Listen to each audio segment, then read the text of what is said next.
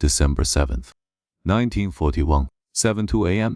Two private soldiers at Opana Point see a ghost on their radar, a massive bleep, the largest they've ever seen. They call the information center.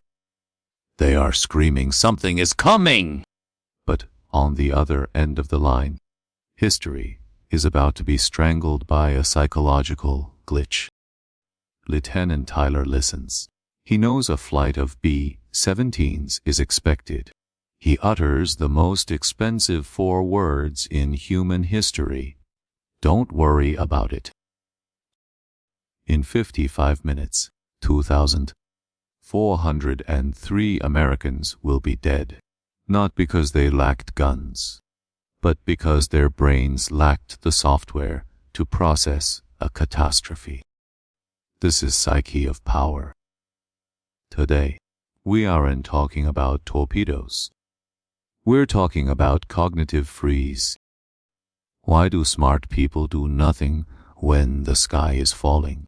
Let's dissect the anatomy of the greatest intelligence failure in history. Welcome to Act I, the fog of certainty.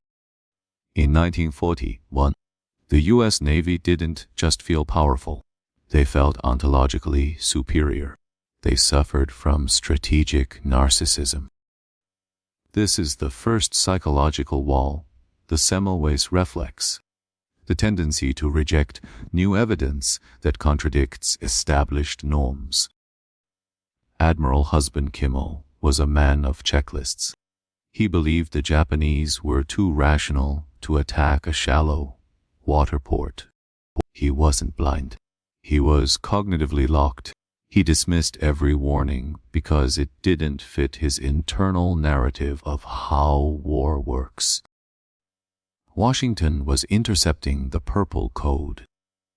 They knew a break in relations was coming, but information is not intelligence. As Nate Silver argued, there is the signal and the noise. The signal was screaming. The noise was the American ego. Enter Normalcy Bias. When faced with a threat never before experienced, the brain defaults to the belief that everything will remain normal. Kimmel thought the worst the Japanese could do was sabotage. So, he bunched the planes together on the runways. To prevent sabotage, he made them the perfect targets for aerial bombardment. He solved a minor problem by creating a catastrophe. This is the aspirin fallacy. Taking a pill for a headache while your house is on fire. But across the ocean, there was another brain at work, one far more dangerous because it was fueled by despair. Act I. Admiral Yamamoto, the man who hated the war he was about to start. Yamamoto lived in a state of cognitive dissonance. He had lived in America. He knew Japan could not win a long war. He famously said, "If I am told to fight, I shall run wild for the first 6 months, but I have utterly no confidence for the 2nd or 3rd years." Why did he do it? Because of the sunken cost fallacy of an entire empire. Japan had spent decades in China. They couldn't stop now. This is what I call institutional seppuku, when the only way to save face is to commit suicide. Yamamoto was a master gambler. He didn't want a war. He wanted a knockout blow. He was betting the entire history of Japan on a single morning. They solved the shallow water problem with wooden fins, a low-tech solution to a high-tech psychological barrier. They maintained total radio silence, 31 ships, 6 carriers, moving through the northern route where no one thought they could go. In psychology, this is hyper, risk-taking born from a loss-aversion mindset. They weren't fighting for gain. They were fighting to prevent the loss of their status. 10 days of silence, 10 days of the U.S. Navy sleeping in the warmth of their own denial. On the morning of Deck 7, Kimmel was getting ready for a golf game with General Short, the ultimate symbol of normalcy. But the glass was already shattered. They just hadn't felt the cuts yet. 7:02 a.m. The blip is real. The warning is ignored. The cognitive freeze begins. Actors at the 55-minute paralysis. Torah. Torah. Torah. The code for a successful surprise.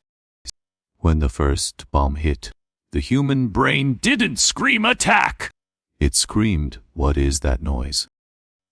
Survivors report a strange phenomenon. They saw the rising sun on the wings and thought, "What a realistic drill."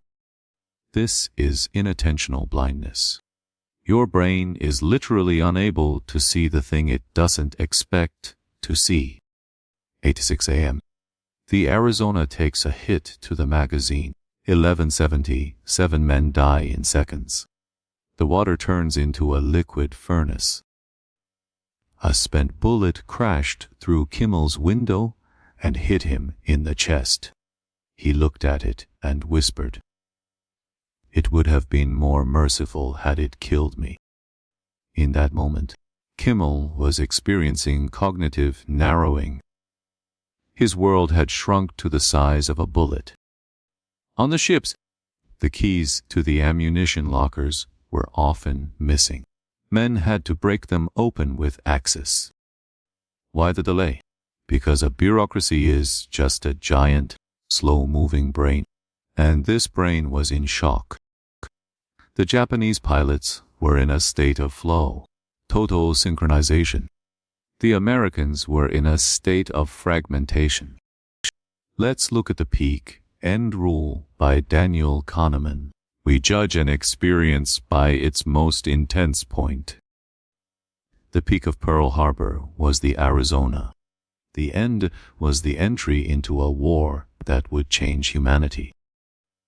But here is the reversal. The Japanese were too successful. By attacking the battleships, but missing the aircraft carriers and oil tanks, they left the brain of the U.S. Navy intact. Yamamoto's greatest fear came true. He didn't kill the giant. He just gave it an adrenaline shot. The cognitive freeze vanished. It was replaced by a cognitive focus so intense it would eventually lead to Hiroshima. Pearl Harbor taught the world a lesson we keep forgetting. Vulnerability is often a choice made by the ego. We are all Admiral Kimmel. We ignore the blips in our lives because they are inconvenient to our reality. We live in the era of denial. We think because today was normal, tomorrow must be too. But history doesn't care about your normalcy. History cares about your readiness. Today, the Arizona still leaks oil, one drop at a time, a black tear. It is a permanent reminder of what happens when the psyche of power becomes the psyche of arrogance. History is a series of cognitive errors. We just call them events. Yamamoto knew. He was a man who played a game he knew he would lose just to stay in the game.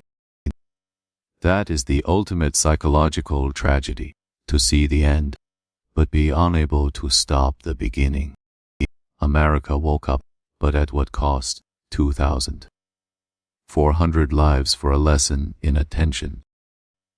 The innocence of the Atlantic and Pacific died that morning. The oceans were no longer walls, they were highways. Remember the cognitive freeze. When your world changes, don't ask, "Is this possible?" Ask, "What do I do now?" The blips were there. They were always there. We ignore the signals because the noise is more comfortable.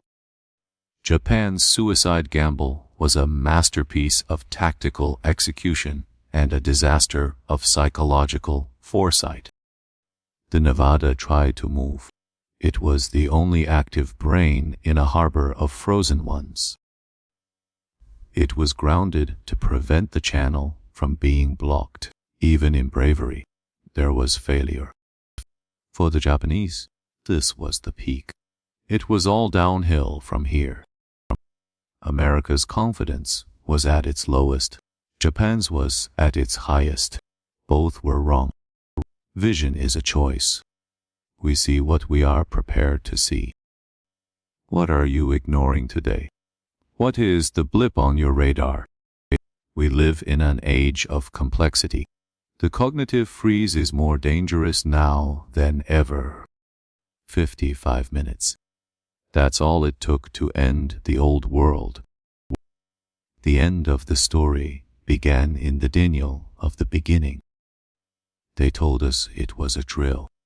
We believed them until the deck started melting. Tyler wasn't a villain. He was just a human with a normalcy filter. Don't let your brain sink before your ship does. Master your psyche, or someone else will use it against you. The ghosts of the Arizona are still watching the radar. History is a mirror. If you don't like what you see, don't blame the mirror. Check your eyes. If you want to see the world through the lens of power and psychology, subscribe to Psyche of Power. Don't worry about it. Or should you? Stay sharp.